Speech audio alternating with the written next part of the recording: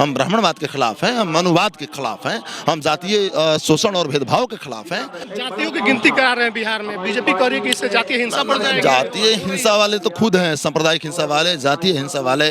उनको दलित मोछ रखेगा तो उनको बर्दाश्त नहीं होगा, दलित घोड़े पर चढ़ेगा तो बर्दाश्त नहीं होगा, प्रेम करेगा तो बर्दाश्त नहीं होगा, अंतर जातीय अंतर धार्मिक शादी होगी तो ये बर्दाश्त नहीं करते हैं। इसलिए हम लोगों ने कहा है कि लोकतंत्र बचाओ, देश बचाओ, शहीदों के सपनों का भारत बनाओ। अमृतकाल भाजपा के लिए हो सकता है। देख रहे हैं कि आज देश के युवाओं के भविष्य खतरे में है, देश के मजदूर किसान मारे जा रहे हैं, देश में महंगाई चरम सीमा पर है। जो बोलेगा वो मार दिया जाएगा या जेल में सड़ा दिया जाएगा या उस पर बुलडोजर चला करके उसको कुचल दिया जाएगा।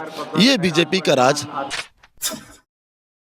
पटना के गांधी मैदान में माले के द्वारा लोकतंत्र बचाओ देश बचाओ रैली बुलाया गया और हमारे साथ माले के सबसे युवा विधायक मनोज मंजिल जी हैं। क्या जरूरत पड़ गई इस दौर में जब अमृतकाल गुजर रहा हो उस समय लोकतंत्र बचाओ?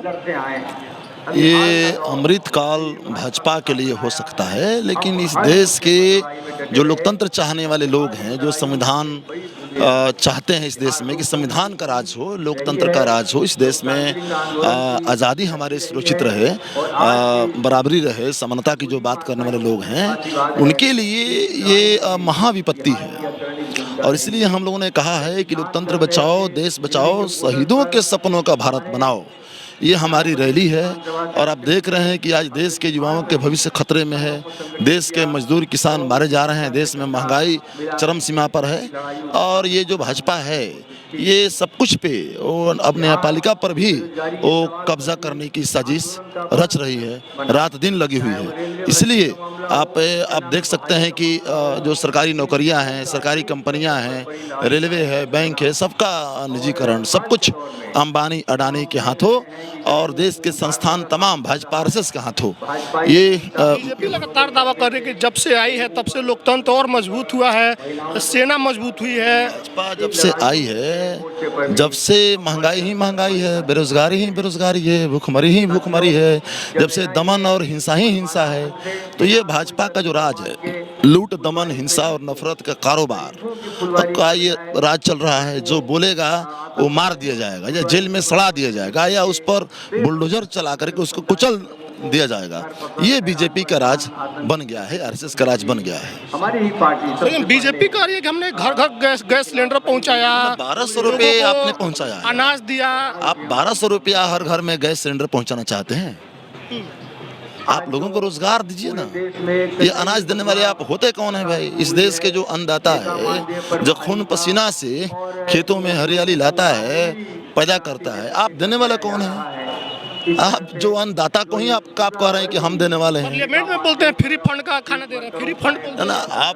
हम कह रहे हैं कि आपका जो ये 8000 करोड़ का हवाई जहाज है, सब कुछ है, आप तो खुद ही जनता के जो टैक्स है उसके आप बर्बाद कर रहे हैं। उसके देश के एजुकेशन पे, हेल्थ पे, एम्प्लॉयमेंट पे, एग्रीकल्चर पे, इंडस्ट्री पे लगाने के बजाय, यहाँ फंडामेंटल फैसिलिटीज़ पर लगाने के बजाय आप तो अंबानी अडानी को सौंप रहे हो। आप बताओ ना, खान किसको दिया, खदान किसको दिया, कोयला किसको दिया, लोहा किसको दिया, बालू किसको दिया, नदी पहाड़ किसको दिया, जमीन को किसको दिया, सरकारी कंपनियां किसको दिया, बैंक के खजाना किसके लिए खोल दिया, ये बताओ ना। उम्मीद करते हैं कि हमारी जो लेकिन बीजेपी का ये दावा है कि 70 साल जो लोग राज किए उन्होंने इतना बर्बाद कर दिया था कि हमको एडजस्ट कर। 75 साल में देश ने जो हासिल किया, ये 9 साल में ये बर्बाद कर दिए, खत्म करने के तबाह कर दिए इस मुल्क को, इस मुल्क के ताने बाने को, इस मुल्क के खेती को, इस मुल्क के रोजगार को, इस मुल्क में जो हमारे संवैधानिक लोकतांत्रिक अधिकार थे उसको आपने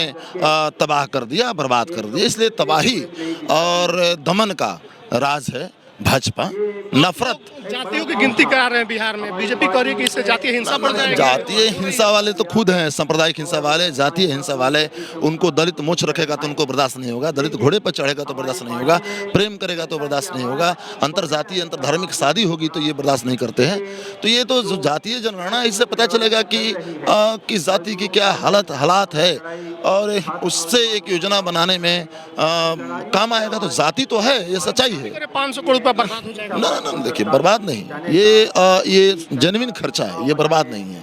जाति तो है, ये तो जातीय सिस्टम को ही ये पक्ष पोषण करने वाले लोग हैं। तो जातीय जनगणना अलग चीज़ हुआ, जातीय सिस्टम के पक्ष में हम नहीं हैं। हम ब्राह्मणवाद के खिलाफ हैं, हम मनुवाद के खिलाफ हैं, हम जातीय शोषण और भेदभाव के खिलाफ हैं। लेकिन जातीय जनगणना हो रही है ताकि लोगों के ये बारे में पता चले कि हमने क्या हासिल किया, अभी किन लोगों के लिए योजना लाने की जरूरत है, इसलिए जातीय जनगणना हो रहा है। ब्राह्मणवाद तो पुरानी परंपरा है, उससे क्या दिक्कत है? ब्राह्मणवाद जो है वो भेदभाव पर आधारित है।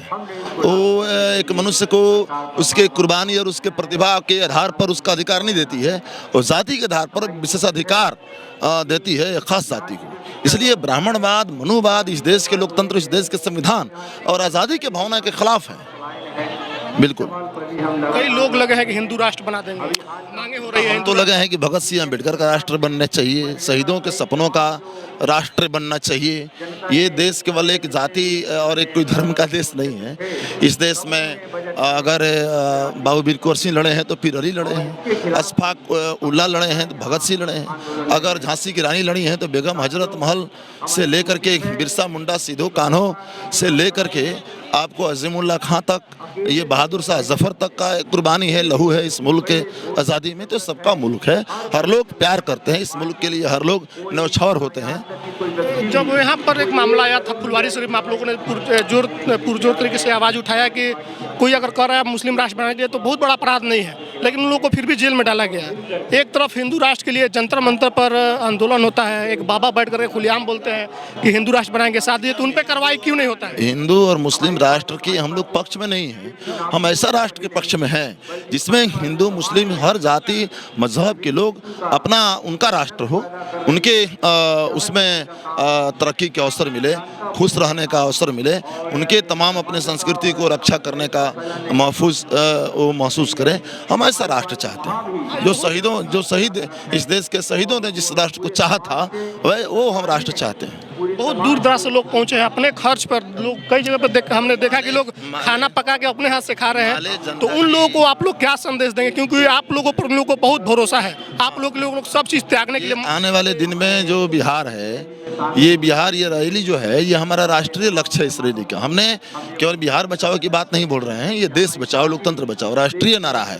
तो ये बिहार से जो आज आवाज़ उठेगी, वहाँ जो संकल्प की आवाज़ उठेगी, ये पूरे मुल्क में ये पैगाम जाएगा कि जमहूरियत के लिए, आइन के लिए, पूरे देश की एकता के लिए, इस देश में आज़ादी बराबरी के लिए, समानता के लिए इस देश में जो आवाज़ है वो आवाज़ और ऊंचा उठे। ये जो संघर्ष है, हर खेत खलिहानों में संघर्ष फैले, हर कल कारखानों खान खदानों में ये संघर्ष फैले, ये एक संदेश जाएगा।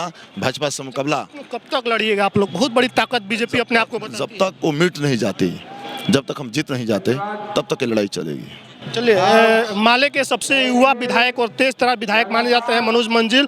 लगातार आप इनको देखते होंगे कि ये पटना के शहरों में कम लेकिन गांव के झुग्गी झोपड़ियों में ज़्यादा नजर आते हैं, गरीबों के साथ नजर आते हैं, उन तमाम लोगों के दर्द दुख में शामिल होते रहते हैं जिनको ये मनुवादी सिस्टम के द्वारा प्रताड़ित किया जाता है, जाति धर्म के नाम पर जिनको सताया जाता है, उन सबके साथ ये लगातार आपको दिखते हैं।